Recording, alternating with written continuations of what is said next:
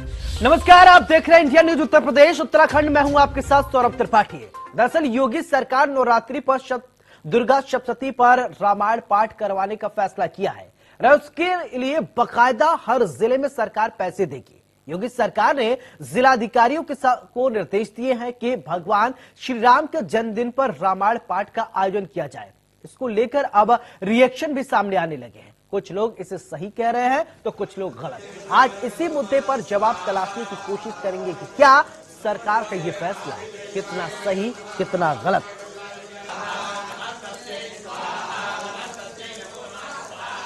योगी सरकार रामनवमी पर और दुर्गा सप्तशती पर रामायण का पाठ करवाने का फैसला किया है। इसके लिए बाकायदा हर जिले को सरकार पैसा देगी। योगी सरकार ने जिलाधिकारियों को निर्देश दिया है कि भगवान श्री राम के जन्मदिन पर रामायण पाठ का आयोजन किया जाए। इसको लेकर अब रिएक्शन भी आने लगे हैं। कुछ लोग इसे सही कह रहे हैं, कुछ लोग गलत। अब ऐसे में सवाल ये उठता है कि क्या जो कहा जा रहा है वो सही है या गलत। त्योहारों को लेकर सरकार का फरमान, नवरात्र पर दुर्गा सप्तशती का पाठ, रामनवमी पर अखंड रामायण का इंतजाम, जागरण और झांकियों से सजेंगे मंदिर, अफसरों ने की है व्यवस्था, भगवा होता उत्तर प्रदेश। तो ऐसे में सवाल यही उठता है कि क्या जो ये फरमान सरकार ने जारी किया है वो क्या तर्कसंगत है। भी अगर धार्मिक अनुष्ठान उत्तर प्रदेश में भगवान श्री राम की जन्मभूमि है, भगवान श्री राम की लीला स्थली भी है, अगर श्री रामचरितमानस से जुड़ा हुआ कोई भी अनुष्ठान होता है तो वह अपने आप में स्वागत योग्य कदम होना चाहिए। चलिए, श्री अखिलेश यादव जी को पुजारियों की भी याद आई, ये अच्छी बात है।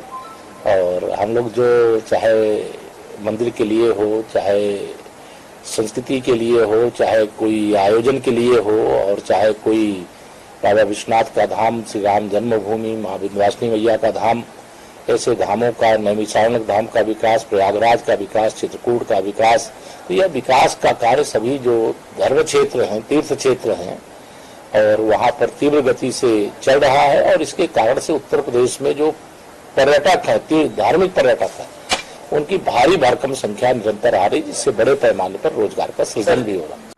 पूज्य योगी आदित्यनाथ जी महाराज को कोट कोट आभार है, धन्यवाद है। पूज्य योगी आदित्यनाथ जी महाराज ने कहा कि नवरात्रि के पावन अवसर पर दुर्गा सप्तशती का पाठ और रामनवमी के शुभ अवसर पर रामचरितमानस का पाठ, मुझको लगता है कि इससे पॉजिटिव एनर्जी और ऊर्जा, जिससे यह आम जनमानस का कल्याण होगा और यह उत्तर प्रदेश उत्तम प्रदेश को बढ़ेगा। और मुझको लगता है कुछ राजनीतिक दल के लोगों को पेट में दर्द भी हो रहा है, उन कालेमियों को जो कभी धर्म के नाम पर टीका टिप्पणी किया करते हैं, जो रामचरितमानस जलाने और प्रतिबंध करने की बात करते हैं, और जो लोग किसी कौम को, किसी मजहब, किसी संप्रदाय के मानने वाले ऐसे नेता जन है जिनको सिर्फ राजनीति करना है, उनको तकलीफ है। तो हर बार होती रही, जो आस्था और श्रद्धा जिनकी है। अब सवाल सिर्फ एक रह जाता है कि जो पूजा हो वो लोग अपने आप करें, ढंग से करें, वातावरण अच्छा हो, और या फिर उसको भी कोई रूप दिया जाए, ये कोशिश है। मैं तो सिर्फ इतना कहूँगा कि जिनकी भगवान राम में आस्था है वो हर बात करेंगे, लेकिन ये जानबूझ के अरे आप 80 जिलों को तो कितना 80 लाख रुपए माहौल का ऐसा बना देना चाहते हो, क्योंकि महंगाई पे आप बात नहीं कर सकते, बेरोजगारी पे आप बात नहीं कर सकते, तो माहौल को पोलराइज करो। उत्तर प्रदेश के मुख्यमंत्री योगी आदित्यनाथ जी ने जो मजहबी कार्यक्रम का ऐलान किया है कि रामनवमी और दुर्गा पूजा के कार्यक्रम के ताल्लुक से जो घोषणाएं की हैं, ये उनका अपना ज़ाती काम है, और ज़ाती बुनियादों पर हर शख्स को इस बात की संविधान ने इजाज़त दी है कि वो अपने मज़हब का प्रचार और प्रसार करे। मगर इसी के साथ साथ में इस बात को भी ध्यान रखना चाहिए कि वो उत्तर प्रदेश के वज़ीर आला हैं और एक बड़ी जिम्मेदार कुर्सी पर बैठे हुए हैं। दूसरे मज़ाहिब के लोगों का भी ध्यान रखना चाहिए और दूसरे मज़ाहिब के लोगों के कार्यक्रमों में भी इसी तरीके से अगर घोषणा करें तो मैं समझता हूं कि फिर बहुत सारे तबकात के लोगों का भरोसा मुख्यमंत्री। तो इस फरमान के बाद कुछ लोग कह रहे हैं कि भगवा होता उत्तर प्रदेश, यानी उत्तर प्रदेश की आओ अगर बात करें, उत्तर प्रदेश लगातार जो धर्म की बात सामने आ रही है, क्या भगवाकरण को ज्यादा फोकस किया जा रहा है? मेहमान हमारे साथ जुड़ रहे हैं, सबसे पहले उनका चर्चा करते हैं, उससे पहले उनका स्वागत आपसे। तो सबसे पहले मौलाना एजाज अतहर मुस्लिम स्कॉलर हमारे साथ जुड़ रहे हैं, बहुत बहुत स्वागत। भुवन जोशी प्रवक्ता सपा, आपका भी बहुत बहुत स्वागत। दीपक सोनकर प्रवक्ता बीजेपी, आपका भी बहुत बहुत स्वागत। तो सबसे पहले भुवन जोशी जी, शुरुआत आपसे ही करते हैं कि भगवा होता उत्तर प्रदेश, रामनवमी के दिन अखंड रामायण और इसके बाद चैत्र नवमी के दिन जो 9 दिन रहेंगे देवी की जो पूजा होती है, सप्तशती पाठ का आयोजन किया जा रहा है, कैसे देखते हैं? थोड़ा सा तो आपके चैनल के माध्यम से पहले तो मैं आपसे नाम सुधार की गुंजाइश करूंगा। मेरा नाम प्रोफेसर भुवन भास्कर जोशी है, क्योंकि चैनल से आपसे पुराना जुड़ा हूं तो त्रुटि नहीं होनी चाहिए, थोड़ा इसको सुधार करवा दीजिए। पहला विषय तो ये है। फिर जिस विषय में आपने आज चर्चा चलाई है, माननीय योगी जी का जो बयान आया है, माननीय मुख्यमंत्री जी का जो बयान आया है कि दुर्गा पाठ का होगा और राम उसमें उनका पाठ, राम भगवान राम का पाठ होगा, तो निश्चित तौर पे हमारा ये मानना है कि ये देश और सभी धर्मों का आदर करने का और सभी को अपनी अपनी मान्यताओं के हिसाब से अपने धर्म का पालन करने का अधिकार भारत का संविधान देता है। हम मानते हैं कि भारत का विभिन्न धर्म यहाँ पर रहते हैं, विभिन्न जाति यहाँ रहती है, विभिन्न वर्ग यहाँ रहते हैं, सभी को साथ लेके चलने का दायित्व तो सरकार का होता है और सभी को लेके साथ चले, ये विषय समाजवादी पार्टी का पुराना रहता है। हम लोग इस देश की गंगा जमुना तहजीब पे विश्वास करते हैं और इसके साथ साथ हमारा मानना है कि जो आम जनता के जो मुद्दे हैं, महंगाई, बेरोजगारी और जाति जनगणना और लगातार किसानों के आय को दोगुने का है, तो समाजवादी पार्टी अपने जो स्टैंड है, जो जनता के मुद्दों पे हम लोग विपक्ष का प्रमुख विपक्ष बन के आए, यहाँ पर बड़ी भारी संख्या में हमें लोगों ने अपना प्यार माननीय अखिलेश यादव जी के नेतृत्व में दिया। ये समाजवादी पार्टी का दायित्व है कि वो सरकार को अपनी जिम्मेदारी से भागने ना दे और जो लगातार परीक्षाएं यहाँ पर लीक होती हैं उत्तर प्रदेश में, जो जन सरोकार के मुद्दे हैं, उनसे भी हम लोग सरकार को हिलने नहीं देंगे। तो चलिए ठीक है, आपकी बात आ गई। मौलाना एजाज साहब, आपके पास आना चाहूंगा। मौलाना जी, किस तरीके से इस स्टेटमेंट को देख रहे हैं? दुर्गा सप्तशती पाठ और इसके अलावा रामनवमी के दिन अखंड रामायण पाठ कैसे देखते हैं सर?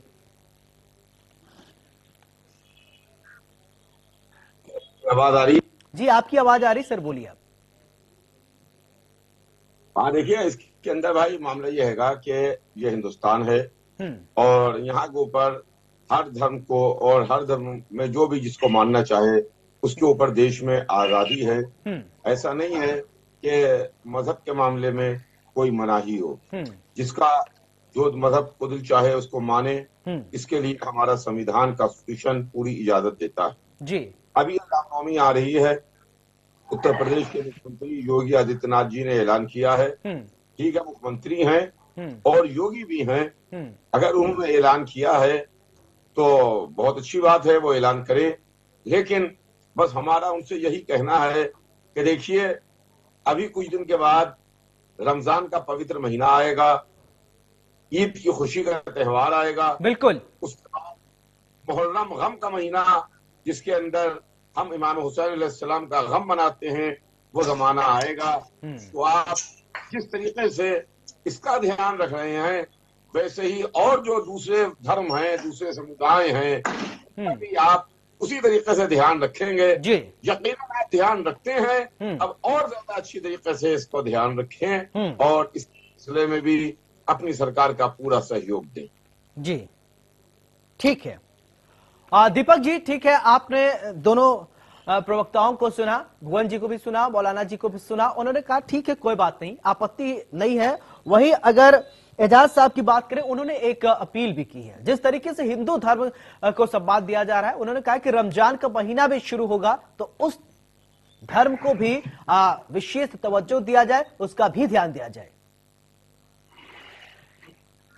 हाँ, निश्चित तौर पर जिस तरीके से देखिए, मैं पहले तो इस विषय में ये जोड़ना चाहता हूँ कि उत्तर प्रदेश जो प्रभु राम जी की जन्मभूमि है और जिस तरीके से आज प्रभु राम जी के जो हमारा राम जी का जन्म है, हम बड़े उत्तर प्रदेश में भव्य तरीके से मनाते हैं। और चाहे उत्तर प्रदेश में चाहे अयोध्या की बात हो, चाहे मथुरा की बात हो, चाहे काशी विश्वनाथ कॉरिडोर की बात हो, तो लगातार जिस तरीके से उत्तर प्रदेश सरकार 2017 के बाद से ये जो बदलाव देखने का मत किया है, जो आज काशी विश्वनाथ बड़ा कॉरिडोर बन करके तैयार हुआ है, तो निश्चित तौर पर ये एक बड़ा कॉरिडोर बन करके एक बड़े पर्यटन का क्षेत्र बना है। और आज विदेशों में भी अयोध्या के राम जन्मभूमि की चर्चा होती है, लोग इसको भी एक अजूबे की दृष्टि से देख रहे हैं और बहुत सारे पर्यटन आज अयोध्या में आने के लिए स्वागत पर तत्पर हैं। और दूसरी बात, मैं निश्चित तौर पर भुवन जी से भी स्वीकृत हूँ कि भाई एक लोकतंत्र है, लोकतंत्र सबका अधिकार है और ये तो एक अच्छा पर्व है। इस पर्व के अंदर एक शांति व्यवस्था के साथ साथ लोगों में एक ऊर्जा की शक्ति को प्रदान करने के साथ साथ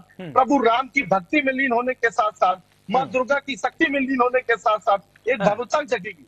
दूसरी बात आपने कही कि हमको विकास के मुद्दे के साथ भी चलना चाहिए। उमन जी, लगातार भारतीय जनता पार्टी का आप देख रहे हैं कि उत्तर प्रदेश के अंदर जो परिदृश्य बदला है, जो उत्तर प्रदेश की छवि थी, आज उस छवि को बदलने का काम किया है। अंतिम पायदान पर खड़े हुए व्यक्ति तक योजनाओं से जोड़ने का काम किया है और उसको सशक्त बनाने का काम किया। और दूसरी बात, मौलाना साहब ने कहा, निश्चित तौर पर हम तो लगातार किसी का भी धर्म हो, किसी का भी पर्व हो, और ये उत्तर प्रदेश की संस्कृति और सभ्यता है कि हम सब मिल करके हर पर्व को बड़े हर्षोल्लास से मनाते हैं। हर पर्व के साथ एक दूसरे के साथ सहयोगी बनकर खड़े होते हैं। मगर निश्चित तौर पर हमें तो हर वर्ग की चिंता है, इसीलिए तो कहते हैं सबका साथ, सबका विकास, सबके विश्वास, सबके प्रयास के साथ बढ़ते हैं। और हमने कभी कोई भेदभाव करने का काम नहीं किया। हमने तो आप उठा करके देखिए। लेकिन इन सबके बीच दीपक जी मेरी बात सुनिए।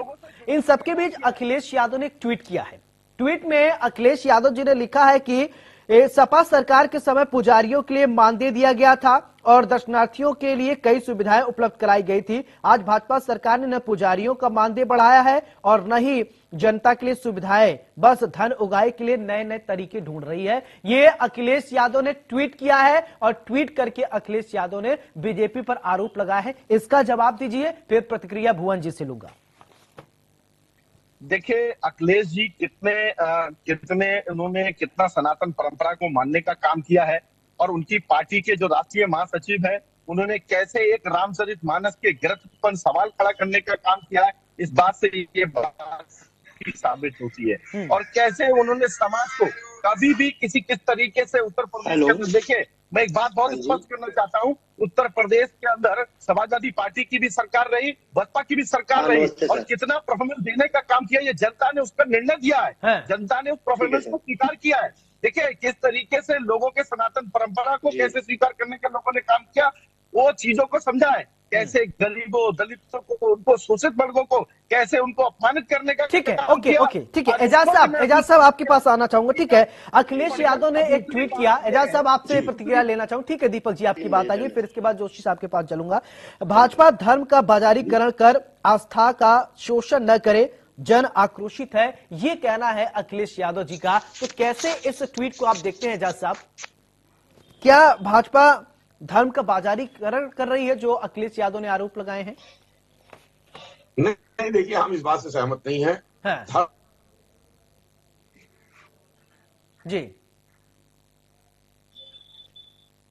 धर्म कोई बाजार में बिकने वाली चीज, उसका बाजारीकरण हो और उसको बाजार में किया जाए। धर्म एक आस्था की चीज है, मानने की चीज है और उसके अंदर कोई ऐसी चीज नहीं है कि आप ले जाकर के उसको बाजार में उसको बेचिए और उसको फरोख्त कीजिए या उसको में इस तरीके की बातें कीजिए। कोई भी धर्म हो, इस्लाम हर धर्म को की इज्जत करता है, हर धर्म का सम्मान करता है और दूसरे धर्म भी यकीनन दूसरे धर्मों का सम्मान करते हैं। कोई भी धर्म दूसरे धर्म को बुरा भला नहीं कहता है। ठीक, ओके। जोशी साहब आपसे इस ट्वीट का जवाब लेना चाहूंगा, क्योंकि अखिलेश यादव ने उन्होंने ट्वीट किया, उन्होंने साफ तौर पर लिखा है कि भाजपा धर्म का बाजारीकरण कर आस्थाओं का शोषण न करें, जनता आक्रोशित है। किस तरीके का इस बयान को कैसे आप देखते हैं, इस ट्वीट को कैसे देखते हैं? बयान नहीं, इन्होंने ट्वीट किया है, लिखित ट्वीट है, कैसे देखते हैं इस ट्वीट को?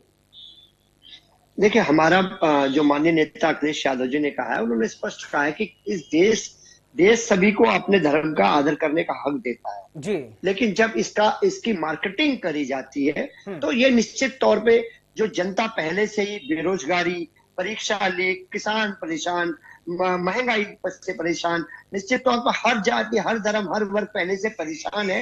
लेकिन धर्म के बाजीकरण के बाद निश्चित तौर पे उससे लोगों में आक्रोश की स्थिति पैदा होती है। आप धार्मिक का है, आप अपना गाइडलाइन करिए और अपना धार्मिक मनाइए, कोई दिक्कत नहीं है, लेकिन आप उसका बाजारीकरण कर देते हैं। और दुर्गा सप्तशती का पाठ करेगा, इसमें लोग आक्रोशित होंगे। क्या कोई अगर रामायण का पाठ करेगा तो धर्म की भावनाएं क्या आहत हो रही हैं?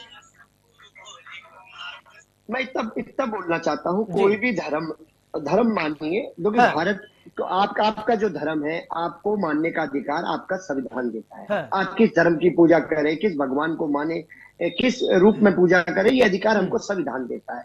लेकिन उसके धार्मिक आड़ में आप अपना राजनीतिक पिट्ठू सीधा करें, आप उसका व्यापारीकरण करें, तो निश्चित तौर पे इससे लोगों की भावनाएं आती है। दीपक जी कुछ कहना चाह रहे हैं? ठीक है सर, ओके, आपकी बात आ गई। आपके इस आरोप का जवाब दीपक जी से लूंगा। दीपक जी, आप मुस्कुरा रहे थे, कुछ कहना भी चाह रहे थे, बोलिए। देखिए, मैं इस बात में रहा था कि आदरणीय प्रोफेसर भुवन जी बड़े भाई हैं हमारे और बड़े विद्वान प्रवक्ता हैं, और उन्होंने ट्वीट का जवाब ना दे करके बात को इधर उधर घुमाया। मैं तो उनका जवाब जरूर देना चाहूंगा। जब ये कह रहे थे कि इसका बाजारीकरण कर रहे थे, तो शायद मुझे भुवन जी को याद आएगा कि सैफई महोत्सव में क्या हो रहा था।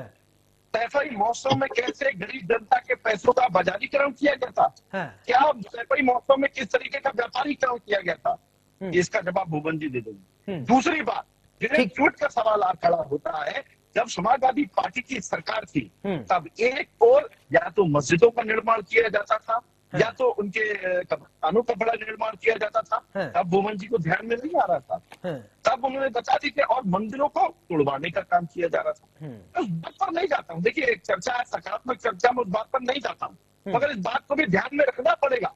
आज देखिए, हमारे लिए सारे धर्म एक बराबर है, सारी जातियां एक बराबर, तो कहते हैं ना, सबका साथ, सबका विकास, सबका विश्वास, सबके प्रयास के साथ बढ़ते हैं। मगर ये जाति का भेदभाव, ये धर्म का भेदभाव किसने शुरू किया है, इसका उदाहरण लगातार हमने देखा है। और उत्तर प्रदेश के अंदर 2012 से 17 तक ठीक है, ठीक है। जोशी साहब, दीपक जी आपकी बात आ गई। आपने जो आरोप लगाया था, जोशी साहब से उसका जवाब ले लूं। जो बाजारीकरण की बात आ रही है, जोशी साहब इन्होंने कहा है कि सैफई महोत्सव एक्चुअली में बाजारीकरण तो वो था, बाजारीकरण ये नहीं है। क्या कहेंगे इस बयान को, कैसे आप देख रहे हैं? देखिए, सैफई महोत्सव के नाम पर हमेशा भारतीय जनता पार्टी ने उत्तर प्रदेश की जनता को बरगलाने का काम करता है। मैं आपको बताना चाहता हूं, जो सैफई महोत्सव था वो क्या था। मैं आपको बताना चाहता हूं, सैफई महोत्सव का मतलब ये होता है, वहाँ की एक लोग मुझे बोलने नहीं, अब जोशी साहब को बोलने दीजिए। दीपक भाई, ठीक है, एक मिनट, मैंने इनके बीच में नहीं बोला, गलत, मैं इस तरह की डिबेट नहीं कर पाऊंगा। ठीक है, बोलिए। मैं इस तरह की डिबेट कभी नहीं करता, मुझमें बहुत धैर्य है। नहीं, मैं पूरे डिबेट में आप सभी को बराबर मौका दूंगा, आप बोलिए। आप देखिए, मैं कभी भी किसी की डिबेट में बोला, इतनी डिबेट आपने नहीं सर, प्लीज आप अपनी बात रखिए सर। मैं थोड़ा धैर्य सिखाइए, मैं आपको बिल्कुल, आप बोलिए अपनी बात रखिए। वहां की सैफई की एक समिति थी, और उत्तर प्रदेश का एक डिपार्टमेंट है, आपको पता होगा, जो सांस्कृतिक वो डिपार्टमेंट होता है उत्तर प्रदेश सरकार का। वो डिपार्टमेंट हम बीजेपी सरकार में भी है, हमारी सरकार में भी है, और वो सरकारी डिपार्टमेंट है। ये दोनों मिलकर उसको कराने का काम करते थे, जो सैफई समिति थी और एक ये कराने। निश्चित तौर पे भारतीय जनता पार्टी ने उत्तर प्रदेश के जनमानस को मीडिया के सहयोग से इसको दुष्प्रचारित करने का काम करा।